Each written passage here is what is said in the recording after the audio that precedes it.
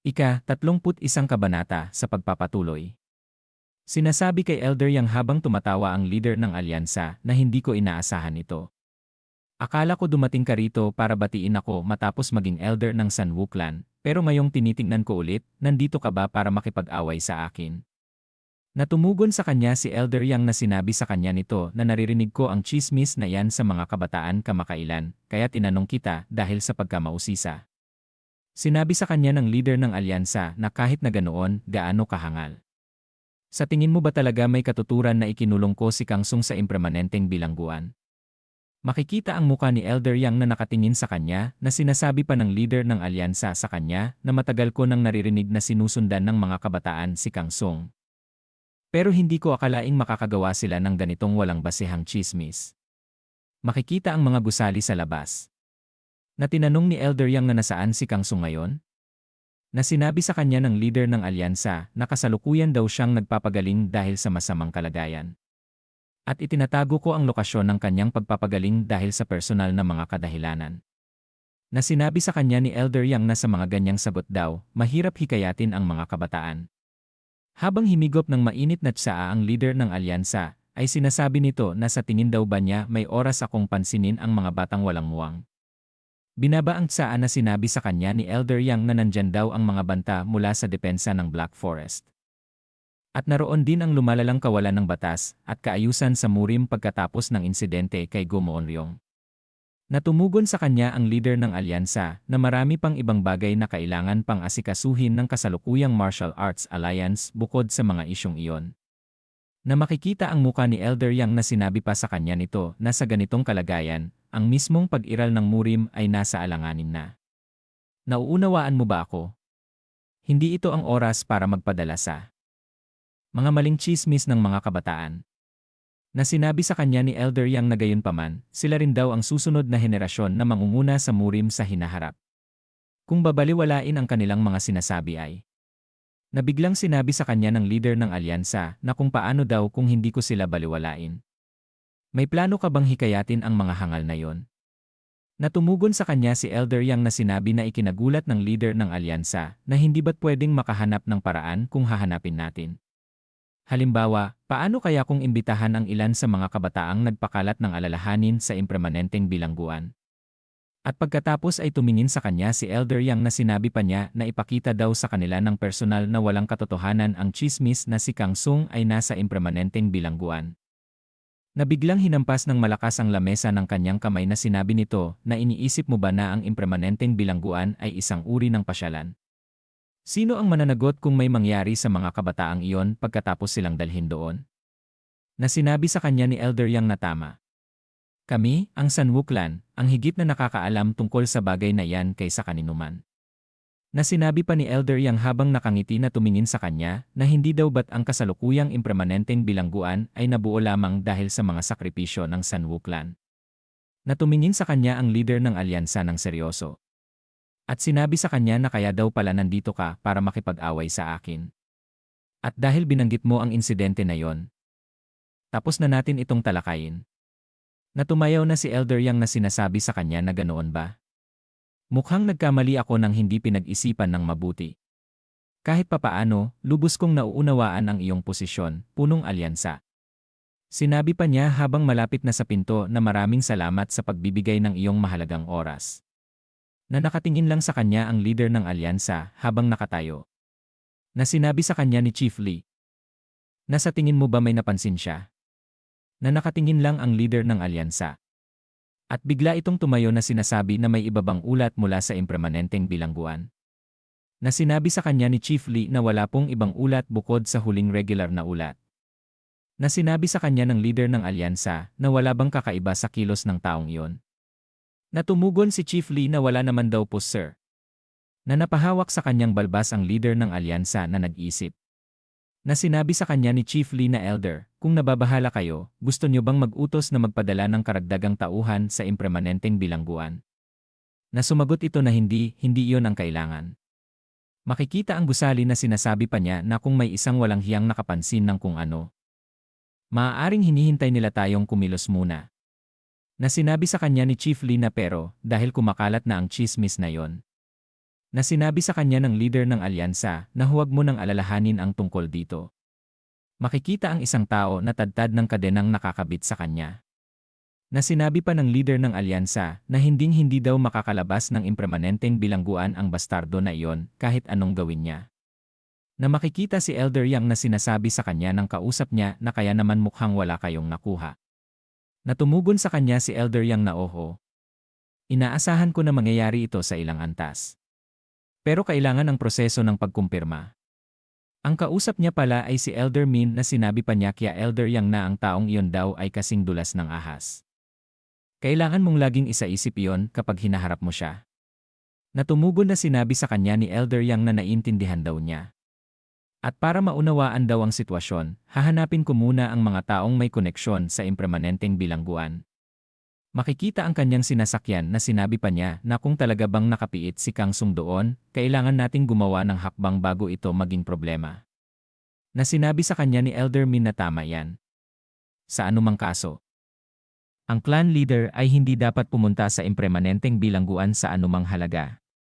Na makikita ang muka ni Elder Yang na sinabi niya na huwag kang mag-alala tungkol doon. Hindi daw ba't ang immovable steel wall ang nakatalaga sa clan leader? Makikita ang imahe ni immovable steel wall na ginawa ni Lee Si-won.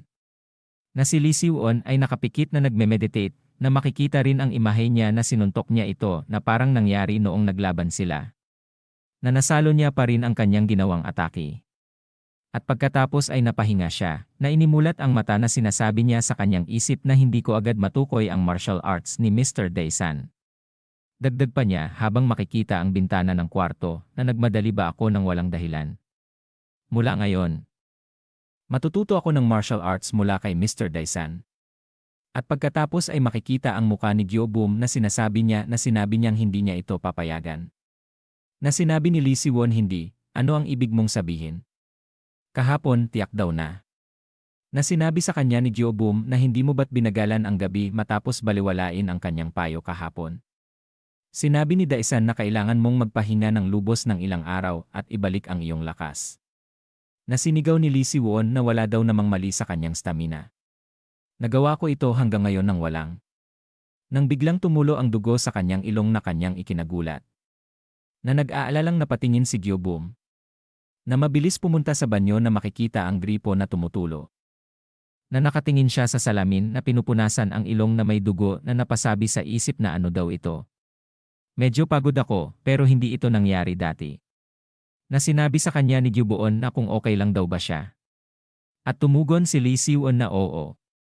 Wala ito, kaya huwag kang mag-alala. Na sinabi sa kanya ni Gyo-boom na hindi maaaring ganito. Kung ang isang ki-expert tulad mo ay may problema sa katawan, hindi ito dapat baliwalain. Sinabi pa ni Gyo-boom na makikita ang muka niya na ilang oras ka bang kulang sa tulog at labis na nagtatrabaho para makarating sa puntong ito. Na sinabi sa kanya ni Lee Si-won na hindi naman na hindi ako natutulog, pero hindi ako makatulog. Na sinabi pa niya habang makikita ang isang tao na sinasabi pa niya na tuwing sinusubukan kong matulog, lumalabas siya. Si Gumon Ryong. Bukod pa rito, tumataas ang impormasyon na may kaugnayan sa kanya kamakailan. Na sinabi pa niya habang makikita ang muka niya na malapit nang muling lumabas ang taong iyon. Tiyak na mas malakas at mas magaling kaysa dati. Dahil dito, hindi ko maiwasang mag-alala. Balang araw, kapag nakipaglaban ako sa kanya ulit. At sinabi pa niya habang apak siya ni Gyomoon Ryong na naisip ko na baka muli akong matalo nang walang kalaban-laban sa kanya tulad ng nangyari noong araw na yon. Sinabi pa niya habang nakatingin sa kanya si Gyo-boom na hindi ito dapat mangyari. Kailangan kong maging mas malakas sa kahit anong paraan. Makikita ang loob ng bahay na sinabi pa ni Gyo-boom na clan leader. Nauunawaan ko ang iyong nararamdaman pero huwag kang magmadali. Hindi mo ba nakita? Nagpapadala na ang iyong katawan ng mga palatandaan ng babala.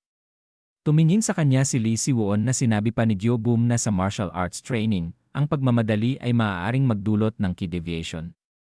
Na sinabi pa niya habang makikita ang muka na kaya kailangan mong magpahinga ng lubos sa anumang paraan. Para sa kapakanan ng mga tao sa paligid mo na nag-aalala para sa clan leader. At pagkatapos ay makikita si Lee Si-won sa kama habang nakadipa na sinasabi sa isip na nararamdaman kong delikado rin para sa akin. Mr. Gyo-boom. Ngunit, Nang biglang napalingon siya sa kanyang gilid na nakita niya ang mga chat ni Kang Haeji na sinasabi ni Kang Haeji sa chat na, "Si Won Hyung, ako ito, si Haeji. Siguro sobrang busy ka na ngayon, no? Nagsimula na akong mag-aral tungkol sa kung ano ang murim. Ang dami ko biglang kailangan matutunan, parang sasabog na ang ulo ko, pero susubukan ko pa ring aralin ito ng dahan-dahan. Hyung, huwag kang magmadali masyado, dahan-dahanin mo lang din." At pagkatapos ay nag-send siya ng kanyang larawan na naka-peace sign ng kanyang daliri. At nanlaki ang mata ni Lee Si-won nang may mapansin siya. Na ang libro na pinagpapatungan niya ng siko, na napasabi siya na ang aklat na yon daw ay. At lumipat ang eksena kung saan makikita ang mga tao na ang isa sa unahan ay sinasabi na ang sumusunod na kagamitan ay pinahusay ng 200% kumpara sa lumang kagamitan, at ang paggamit nito ay magreresulta sa mas eksaktong operasyon. Na makikita si Miss Sera na sinasabi ng iba sa kanya na ang ganda niya ngayon tulad ng dati. Na sinabi pa na ibinulong sa katabi nito na ang ating chairwoman ay bata, maganda at mayaman. Hindi daw ba't siya ay perpekto? Natumugon ang kausap nito na sinabi na tama yan, pero hindi ba't medyo nakakatakot siya dahil parang wala siyang emosyon? Na sinabing muli ng lalaking nakasalamin na tama ka. Talagang hindi siya masyadong nagpapakita ng emosyon, na parang wala siyang nararamdaman. Na makikita si Miss Sera na nakatingin. Na ang kanyang cellphone ay may tumatawag. At pagkatapos ay napansin niya ito na may pagkagulat. Na pinagtatakahan ng dalawang lalaki na nagbubulungan kanina. Na makikita na medyo namumula ang muka ni Miss Sera. Na sinabi niya sa mga naroon na mag-break muna tayo sandali bago magpatuloy. Na makikita ang kanyang cellphone na si Lee Si-won pala ang tumatawag. Na sinabi ng nakasalamin na lalaki sa kanyang katabi na, "Hoy, hindi ba umiti ang chairwoman kanina lang?" Natumugon ito na kanino, kaya galing ang tawag na yon na masaya niyang tinanggap. At pagkatapos ay makikita si Lee Si-won na sinasabi na, "Ako ito, Sera noona." Habang makikita si Miss Sera ay sinabi pa ni Lee Si-won sa kanya na baka natawagan kita habang busy ka. Natumugon ito na hindi. Sakto lang na nagkaroon ako ng konting oras ngayon. Makikita ang gusali na sinabi pa niya na, "Pero bakit mo ako tinawagan?" Sinabi sa kanya ni Lee Si-won na, "Sera noona. Tinuturuan mo ba si Haji?" Natumugon ito na napasabi na, "Paano mo nalaman?" Makikita ang muka ni Miss Sera na sinabi sa kanya ni Lee Si-won na pinadala sa akin ni Haji ang litrato ng librong pinag-aaralan niya at mukhang eksaktong kapareho ng material na itinuro mo sa akin noona. Masaya pang sinabi sa kanya ni Lee Si-won na, "Naalala ko tuloy ang mga panahon na natuto ako tungkol sa murim mula sa iyo, kaya tinawagan kita." Na napasabi si Miss Sera sa kanya na, "Ganun ba?" Mukhang may pakinabang naman ang batang iyon pagkatapos ng lahat. Na napasabi si Lee Si-won na ano? Na sinabi sa kanya ni Miss Sera na wala. Wala lang. Sinabi pa ni Miss Sera habang makikita si Lee Si-won na, "Anyway, kamusta ka na ngayon? Sobrang busy ka, no?" Natumugon ito na, "Oo. Ganun pa rin sa dati." At nagtataka si Lee Si-won nang sinabi sa kanya ni Miss Sera na, "Alam kong nagmamadali ka." Na sinabi pa niya na, "Pero kahit ganun, huwag kang magpaka-overwork. Para na rin sa mga taong nag-aalala sa'yo, tulad ko at ni Haji." Na makikita ang muka ni Lee Si-won na walang masabi. At pagkatapos ay sinabi nito na masayang malungkot na, "Salamat, noona. Sa pagtulong mo lagi sa akin." Natumugon sa kanya si Miss Sera na walang anuman. "Bukod dyan, gusto kitang makita minsan kung magkakaroon ng pagkakataon. May gusto rin akong sabihin sa'yo." Na nagulat sa kanyang narinig si Lee Si-won. At pagkatapos ay masaya niyang sinabi sa kanya na, "Noona. Paano kung ngayon na?" Na namumulang nagulat na sinabi ni Miss Sera na ano. At lumipat ang eksena kung saan makikita si Lee Si-won na mabilis na nakarating sa kinaroroonan ni Miss Sera. Na itinaas ang palad na sinabi nit na, "Hi, Miss Sera." Na nagulat ito na napasabi na, "Talagang dumating ka?" Natumugon sa kanya si Lee Si-won na, "Sinabi ko naman na pupunta ako." Makikita ang loob ng gusali na sinabi pa ni Lee Si-won na, "Hindi, pero busy ka, paano?" Natumugon si Miss Sera na, "Ayos lang. Sakto lang na nakahanap ako ng konting oras." At lumapit siya kay Miss Sera na ikinamulan nito na. Sinabi ni Lee Si-won sa kanya na, "Paano ang schedule mo noona? Kung bigla akong dumating."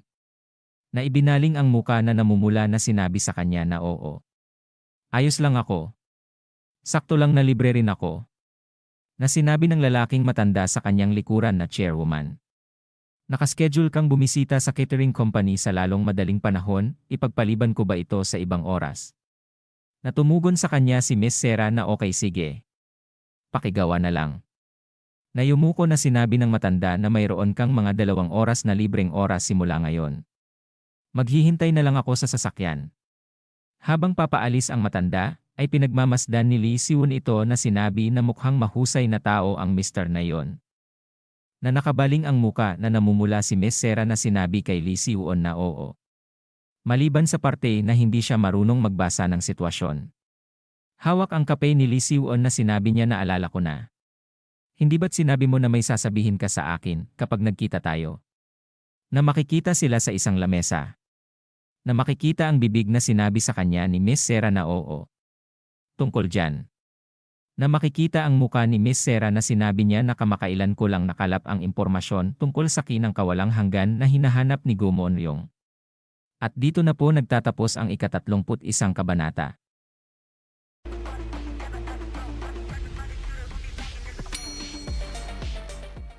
Ika-32 kabanata sa pagpapatuloy. Makikita ang muka ni Lee Siwon na napasabi ng ano. Dagdag pa niya na bakit hindi mo ako agad tinawagan. Na sinabi sa kanya ni Miss Sarah na anong ibig mong sabihin, bakit tayo nagkikita ngayon at nagkukwentuhan ng maluwag. Sinabi pa niya habang makikita si Lee Siwon na nagtataka. Na iyon daw kasi ay hindi ang impormasyong kailangan kong ipaalam sa iyo agad habang sobrang busy ka. Sinabi pa niya na makikita ang gusali na Siwon, naaalala mo ba ang pangalang Supreme? Immortal Demon Bull sa Majon. Ito ay ang Immortal Demon Supreme. Na sinabi sa kanya ni Lee Siwon na hindi daw ba't parang kontrabida yon. Naaalala kong narinig ko yon noong natututo ako tungkol sa murim mula sa iyo. Noon na. Na sinabi sa kanya ni Miss Sarah na makikita ang muka niya na tama daw yon. Siya ay isang figura na nagdulot ng takot sa murim sa pamamagitan ng paglikha ng kanyang faction gamit ang kanyang marahas na lakas 60 taon na ang nakakaraan. Dagdag pa niya na ang mga Murim-ins noong panahong iyon ay nagtipon ng kanilang buong puwersa upang mahuli siya, ngunit hindi nila siya napagtagumpayan hanggang sa huli. Sinabi pa niya na noon, mayroon daw siyang kapangyarihang mag-regenerate tulad ng isang immortal at ang pagwasak ng isang hari ng demonyo na nagresulta sa kanyang tawag na Immortal Demon Supreme ng kanyang mga debotong tagasunod. Na makikita ang muka ni Lee Siwon na sinabi niya na oo. Naaalala ko na ngayon matapos marinig iyon. Dagdag pa niya na pero ano daw ang kinalaman ng kinang kawalang hanggan dito. Kinuha ni Miss Sarah ang kanyang tablet na sinasabi niya na nung narinig ko ang kinang kawalang hanggan mula sa iyo, hindi ko alam kung bakit, pero ang nilalang nakilala bilang Immortal Demon Supreme ang nasa isip ko. Na sinabi pa ni Miss Sarah na kaya pinagkatiwalaan ko ang aking instincts at hinanap sa espesyal na aklatan ng Martial Arts Alliance. Na ipinakita sa kanya ang larawan mula sa kanyang tablet. Na sinasabi niya na, nakakita ako ng pangungusap sa mga talaan na iniisip na iniwan ng isa sa mga tagasunod ng Immortal Demon Supreme. Nananlaki ang mata ni Lee Siwon nang sabihin pa ni Miss Sarah na ang sinabi daw ng Immortal Demon Supreme, na ang kapangyarihan ng Demon Supreme ay ang kinang kawalang hanggan, kaya't ang Demon Supreme ay magpakailanman at hindi nasisira. At ginalaw ng daliri ang tablet na sinabi pa niya na sa isa pang pahina, may mga tala ng kanyang anyo na naobserbahan ng personal. Makikita ang muka ni Lee Siwon na sinabi pa ni Miss Sarah na ayon daw sa talaan na ito, ang Immortal Demon Supreme ay walang palatandaan ng pagkapagod kahit gaano karaming martial arts ang ginamit niya, at nakaligtas siya sa anumang mga nakamamatay na pinsala.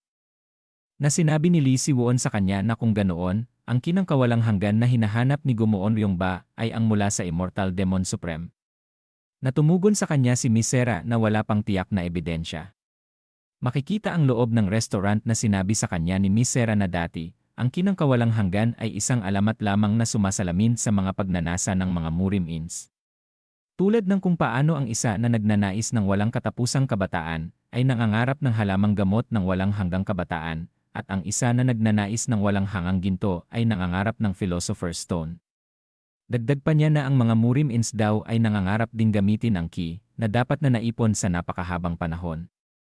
Ngunit nauubos pagkatapos ng maikling paggamit ng martial arts, magpakailanman din dahil dito, ang kinang kawalang hanggan ng Immortal Demon Supreme ay isang bagay ng masugid na paniniwala ng kanyang mga tagasunod.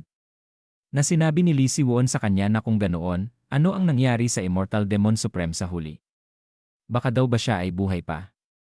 Makikita ang mata ni Lee Si-won na sinabi sa kanya ni Miss Sera na sa dulo daw ng talaan na ito, idinokumento ang huling sandali ng Immortal Demon Supreme ng kanyang mga tagasunod. Dagdag pa niyang sinabi na sila daw ay nahulog sa isang patibong habang tumatakas mula sa walang katapusang pag-atake at matigas na pagsubok ng mga Murim-ins. At itinuring daw ng Immortal Demon Supreme na mahirap na makaiwas sa pagsubok at kaya't matapos niyang palisin ang kanyang mga tagasunod, ginawa niya ang kanyang huling hakbang sa loob ng patibong laban sa mga Murim-ins. Na sinabi sa kanya ni Lee Si-won na kung siya ay namatay, wala na bang iba pang impormasyon tungkol sa kinang kawalang hanggan? Oh, di naman daw kaya ay isang aklat ng martial arts na iniwan niya. Natumugon sa kanya si Miss Sera na sa Murim, anumang aklat ng martial arts, at kahit na trivial na mga aklat na may kaugnayan sa demonic head ay tinuturing na demonic arts book at winawasak. Makikita ang aklat sa tablet na sinabi pa ni Miss Sera na ang data na nahanap ko ay isang bagay na milagrosong nakaligtas mula sa pagkakabuwag. Na sinabi sa kanya ni Lee Si-won na bakit ganoon? May partikular na pangangailangan ba para sirain? Natumugon si Miss Sera sa kanya na ang mga Murim-ins ay madaling mahulog sa kapangyarihan, kaya't ang aklat ng martial arts ng makapangyarihang figura na yumanig sa buong Murim ay isang napakalaking tukso sa kanila. Sinabi pa niya na at walang kasiguraduhan na ang martial arts na nag-iwan ng malaking sugat sa Murim ay hindi magiging sanhi ng isang hinaharap na alitan. Maaaring maging dahilan pa daw ito para sa pag-usbong ng isa pang demonic head. Makikita ang muka ni Lee Si-won na malalim ang pag-iisip na sinabi pa ni Miss Sera na kaya't iyon ang dahilan kung bakit nila ginagamit ang ganoong pamamaraan na maaaring ituring na labis. Na sinabi ni Lee Si-won na naintindihan ko. Kaya pala sinabi mo na hindi ito impormasyon na kailangan mong madaliin na ipaalam sa akin. Sinabi pa sa kanya ni Miss Sera na oo. Nag-aalala ako na baka mas makaramdam ka ng pagkabalisa pagkatapos marinig ang kanyang kwento. Natumugon sa kanya si Lee Si-won na hindi. Hindi daw naman ganoon. Sinabi pa niya habang nakatingala siya na ngayon alam na daw niya ang Key of Eternity. Na akala daw niya ay itinuturing bilang isang mataas na alamat. Ay nabanggit din sa tunay na buhay. Makikita si Miss Sera na sinabi pa ni Lee Si-won na gayunpaman, kung ang Key of Eternity na hinahanap ni Gumoon Ryong ay ang sa Immortal Demon Supreme, at kung makuha daw ni Gumoon Ryong iyon. Na makikita ang muka ni Lee Si-won na sinabi pa niya na si Gumoon Ryong, na sa ngayon ay hindi na matalo-talo. Ay magiging isang hindi namamatay na nilalang na hindi mapapagod kahit pa gumamit ng napakaraming martial arts. Na sinabing nakapikit ni Miss Sera na tama. Ang kanyang anyo ay magmimistulang. Na lumipat ang eksena kung saan makikita ang nasusunog na bahay. Na makikita si Gumoon Ryong na may hawak na espada na sinasabi sa kanya ng isang matanda na isang demonyo na bumaba sa mundo ng sangkatauhan. Na makikita ang matanda na nasa taas ng hagdanan na may dalang dalawang malalaking palakol. Na sinabi sa kanya ni Gumoon Ryong na old man. Hayaan mo akong tanungin ka nito. Alam mo ba kung sino ako para gawin mo ito sa harap ko? Na sinigaw sa kanya ng matanda na Gumoon Ryong. Mahusay kang nakarating dito. Na nakatingin sa kanya si Gumoon Ryong na may tangay na sigarilyo na sinabi niya na tama, ako si Gumoon Ryong. Pero ano bang iniisip mo at dinala mo ako dito? Natumugon ang matanda sa kanya na siyempre. Lahat ito ay para dito. Na nagtataka na nakatingin lang si Gumoon Ryong sa matanda. At napatingin siya sa likod ng bumabagsak na ang mga kahoy ng gusali. At mabilis na tumalon sa harapan ni Gumoon Ryong ang matandang lalaki. Na itinutok ang palakol na sinasabi nito na ang daanan mo ng pagtakas ay sarado na. Na sinigaw pa nito na ang lugar daw na ito ang magiging libingan mo, Gumoon Ryong. Na nakatingin lang sa kanya si Gumoon Ryong na may tangay na sigarilyo na walang masabi. At sinigaw pa ng matanda na sumugod na daw siya. At isasama daw niya siya sa mga huling sandali niya. At nagulat ito nang may marinig na lolo. Hindi ka pa ba nagsasawa?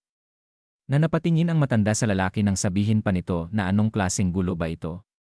Gayong matanda na daw siya. Makikita ang muka ng matanda na tumingin ito sa lalaki na sinasabi sa kanya na nang ikaw ang nagutos sa amin na hanapin ang kinang walang hanggan o kung ano man yon. Kaya't nagdesisyon kaming tulungan ka. Pero bakit mo sinisimulan ang kabaliwan na patayin ang aming boss matapos makarating dito? Sinabi pa sa kanya ng lalaki na una, ibaba mo muna yang walang kwentang espada. Nang bigla siyang tinira ng matanda ng kanyang malaking palakol. Na mabilis itong tumalon sa ere na sinasabi nito na buwisit kang matanda ka.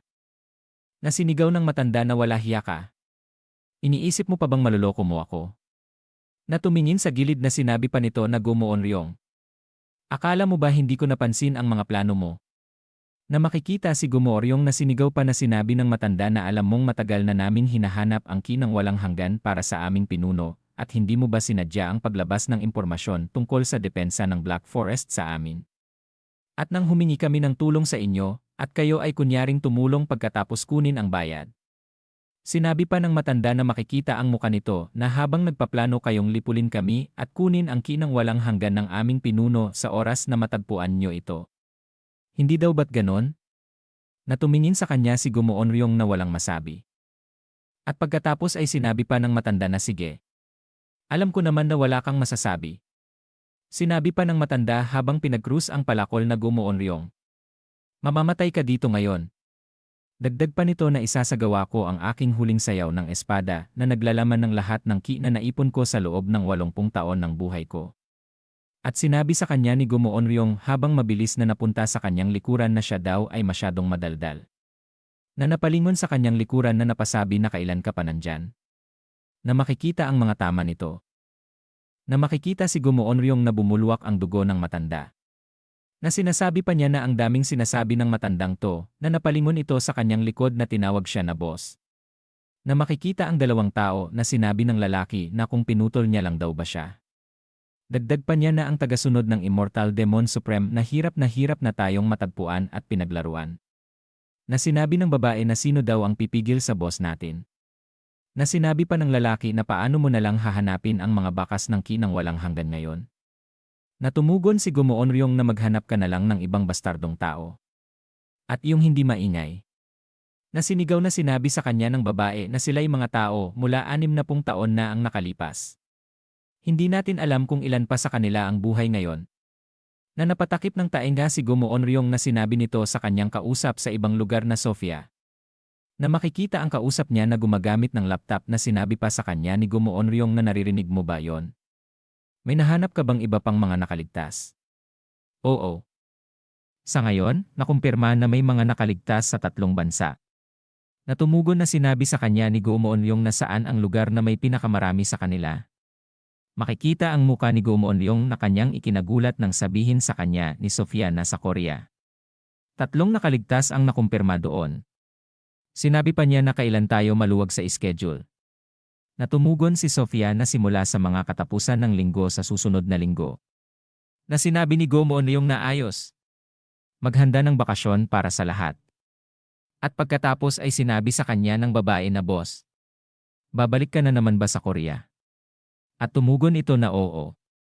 Na makikita ang muka nito na may tangay na sigarilyo na sinasabi na sino ba namang mag-aakalang may 3 pang walang kwentang tao doon na makakapagsalita. Hindi ba pwede naman sigurong patayin ang 2 man lang sa kanila? At lumipat ang eksena kung saan makikita si Jeoboom at si Lee Si-won sa kotse na masayang sinabi niya na. Pero magiging abala nga siguro kung lagi na lang ganito. Na masayang sinabi sa kanya ni Jeoboom na pero siguro mas mabuting mag-date muna para naman maiba. Natumugon sa kanya ni Lee Si-won na sinabi na hindi. Ang date ay. Na sinabi sa kanya ni Jeoboom na pero ano ba yang pinag-uusapan nyo kanina pa? Mukhang napaka-interesado daw siya sa usapan. Na napatulala na nakatingin si Lee Si-won sa kanya. At tumingin sa ibabang gilid niya. Na naaalala ang sinabi sa kanya ni Miss Sera na ang tanging impormasyon tungkol sa Immortal Demon Supreme ay ang kanyang mga tagasunod na nakaligtas mula noon. Sinabi pa niya habang makikita ang muka ni Miss Sera na pero sinasabi rin na nagkalat sila kung saan-saan at nagtago ng kanilang mga pagkakakilanlan pagkatapos ng kamatayan ng Immortal Demon Supreme. Kaya magiging mahirap silang matagpuan. At pagkatapos ay makikita ang mata ni Lee Si-won na nakatingin lang. Na sinabi niya na nasaan kaya ang mga tagasunod ng Immortal Demon Supreme. Na napasabi si Jeoboom na ano? Ang Immortal Demon Supreme. Ano ang ibig mong sabihin bigla? Na sinabi sa kanya ni Lee Si-won na ang demonic head na kilalang kilala 60 taon na ang nakalipas. Saan kaya pumunta ang kanyang mga tagasunod pagkatapos ng kanyang kamatayan? Natumugon sa kanya si Jeoboom na sinabi na ewan ko. Parang wala akong alam tungkol dyan. Mga kriminal sila, hindi ba? Dahil sila daw ay ibang klaseng mga tao kumpara sa atin, kaya. Na napasabi si Lee Si-won sa kanyang isip na mga ibang klaseng mga tao. Na naisip niya ang sinabi ni Immovable Steel Wall na kung napagtanto na daw ba niya na ang impermanent prison ay isang lugar kung saan lahat ng mapanganib na tao ng Murim ay nagsasama-sama. At hindi mo ba naisip na makakakuha ka ng impormasyon tungkol kay Gumuonryong doon dahil pareho lang sila ng uri ng mga tao? Na napasabi pa siya sa isip habang makikita ang mukha niya na tama. Ang impermanent prison. Hindi kaya makakakuha ako ng impormasyon tungkol sa kanila kung pupunta ako doon? At dito na po nagtatapos ang ika-32 kabanata.